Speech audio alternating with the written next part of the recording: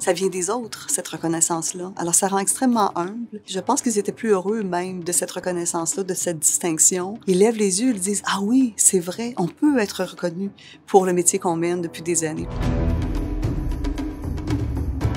Pour moi, d'être CRHA, c'est de faire partie non seulement d'une communauté, mais de m'inscrire dans un cadre où il y a de la vigilance, il y a des règles, et on doit travailler avec ces règles-là pour bien faire son travail dans les organisations.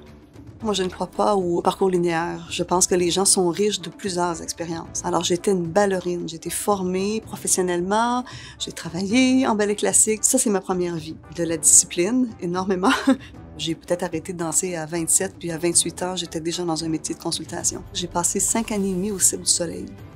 C'était la première fois que j'avais un travail en entreprise. Alors, mes valises étaient pleines, mais comment est-ce que tu fais arriver ça dans une entreprise artistique? Je trouvais ça étrange que je les comprenne.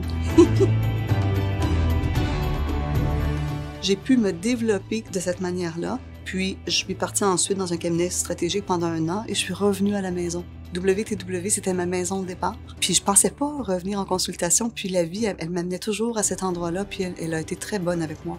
Parce que je suis une femme d'affaires, parce que je gère une équipe formidable. On me donne la permission de consulter dans les entreprises où on nous fait assez confiance. Je travaille avec des gens qui sont des hauts performants puis qui veulent se dépasser, puis ils veulent faire une différence. Un danseur, ce n'est que ça. C'est toujours en train de se dépasser, même si on a fait 12 fois des modèles d'entreprise. 12 fois. À aucun moment, c'est la même chose. La méthode se ressemble, mais pas tout à fait.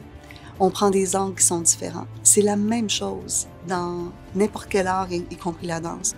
Il y a beaucoup plus de créativité qu'on peut penser dans le métier de consultant. Ma plus grande fierté professionnelle, ce sont toutes les générations de personnes que j'ai côtoyées, que j'ai vues grandir. Certains sont top RH aujourd'hui.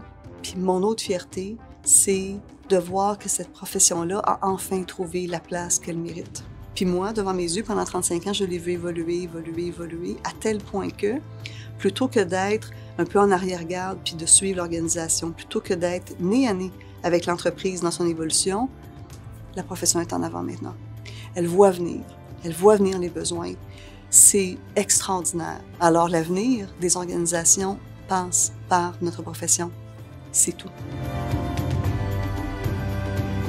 Avec ce droit-là d'être en avant, c'est une grande responsabilité, par exemple.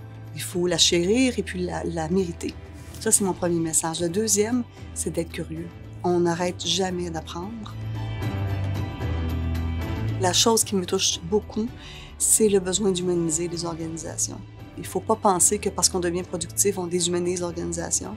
Il ne faut pas penser que parce qu'on humanise, ça nous soustrait de notre responsabilité d'augmenter la productivité de notre société en général. La productivité d'une société, ça se passe à travers les entreprises. On est productif parce qu'on livre des biens, des services, des idées, de la culture. Je trouve que comme société, on devrait être fiers de ça puis d'aller la chercher, cette productivité-là.